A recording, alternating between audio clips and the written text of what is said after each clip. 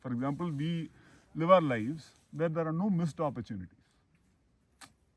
Mistakes means, in one sense, missed opportunities. You have opportunities. Oh, I missed it. That's when you have a regret. For example, many people ask me, you left US and went back. You have missed so much. Now, would you look at me as someone who has missed, opportunities in the US? Nobody looks at us like that. Nobody looks at us like, we have missed all the opportunities. We also don't look at ourselves like that at all.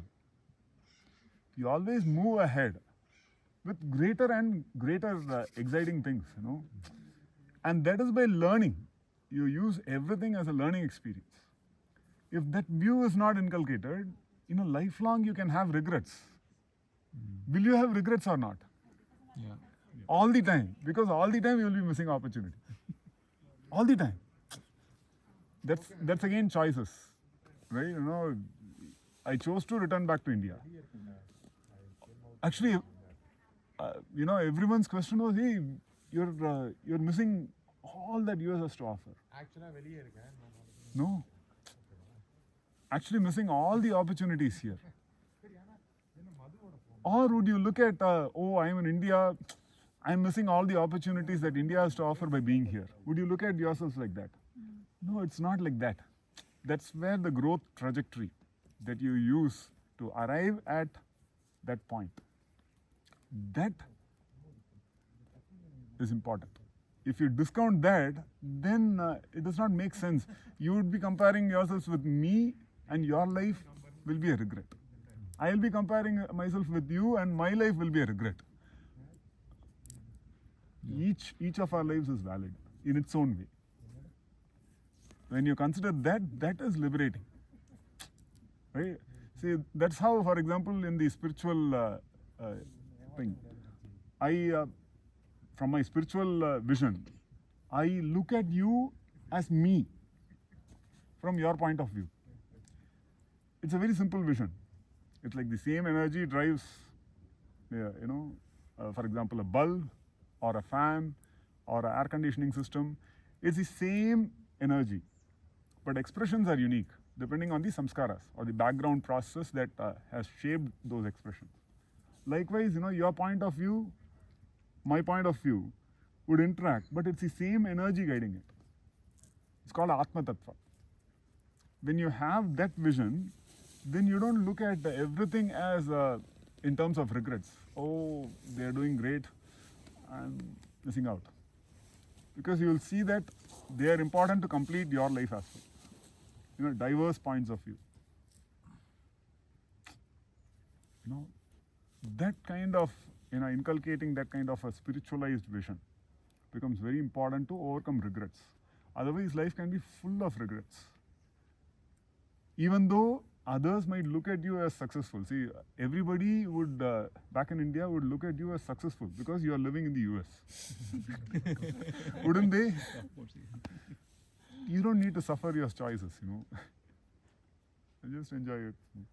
You don't need to have so much regret, no matter what you decide. So that is also the idea, for example, in Yoga Vasishta. It's a highly, philosophical text. There, Sri Rama is slightly confused, and hence Vasishta Maharishi advises him. Okay, Sri Rama is not confused; he is disillusioned with his reality. What is this life? No. As a child, we keep doing frivolous things, meaningless activities. There's no use to it, and we are completely dependent on others, our parents, and so on. As a youth, we run behind the opposite gender. We are in complete moha. As an adult, we suffer from responsibilities. In old age, we suffer from unmet dreams and no longer having the capability to do anything. Like that, Sri Rama reasons out. Very deep reasoning. If you look at it, you will get that, yes, life is like this. Hey. No, you will. This is called Vairagya Prakarana. So it induces Vairagya. Sri Rama was in a state of Vairagya. This others could not understand. His father could not understand. What? You have everything going for you. You are a Chakravarti's son. What do you lack? Why do you speak nonsense like this? People are not able to appreciate Sri Rama's condition. That's when Vishwamitra Maharishi was come to seek Sri Rama, for an errand. He recognizes, hey, this is a state of vairagya. So he is fit to receive jnana, knowledge, the knowledge of reality. So, and hence he recommends Guru Vasishta, the Guru of the Ikshvaku lineage, to instruct Sri Rama. So that's how Vasishta Maharishi starts out. This is called Maharamayana, or it's also called Yoga Vasishta. And that beautifully, to summarize, Mahamuni Vasishta tells Sri Rama, there is no ultimate gain or loss. Generally, we calculate for loss and gain. We optimize for gain. And we apply a min function to loss. So it's max gain, min loss. This is how we optimize, right? Maximization function for gain, minimization function for loss. Everyone tries to optimize along these lines. So you have gained this, you are yet to gain this, and hence how should you proceed? There is no ultimate gain or loss in this reality. Is there an ultimate gain or loss? Whatever you have gained, will you carry it with you? No. So there is no ultimate gain or loss. Okay, it's not an absolute function. It's a relative thing. And hence be firm in your Swadharma. It's a very deep statement. He's not saying, discard everything, walk away. Vasishta Muni is advising Sri Rama, there is no ultimate gain or loss, and hence don't worry. What you are describing is the nature of events that everyone goes through, and hence be firm in your Swadharma. Very powerful statement. Highly philosophical, but very clear. And hence you are doing already what you are doing. You just need to develop the vision that empowers you to do with a better intent, maybe, more fulfilling intent. And that is inner work. So that is sadhana. Through your outer thing, you are actually working on your intent, Through all of that, you are working on your mind. Fulfillment lies here. So you can directly work with it, but not all work is direct.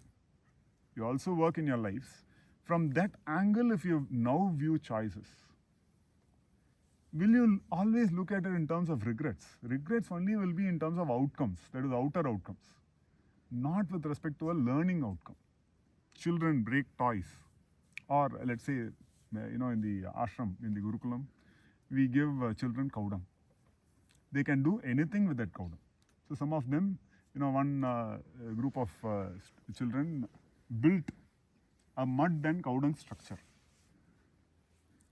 Then it so happened that, there was some construction activity and some broke that cow dung and mud structure. Would we look at that as a loss or a learning process?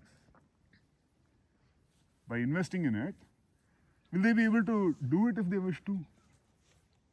That's how we proceed in our lives. The same thing applies to us. So it is just reviewing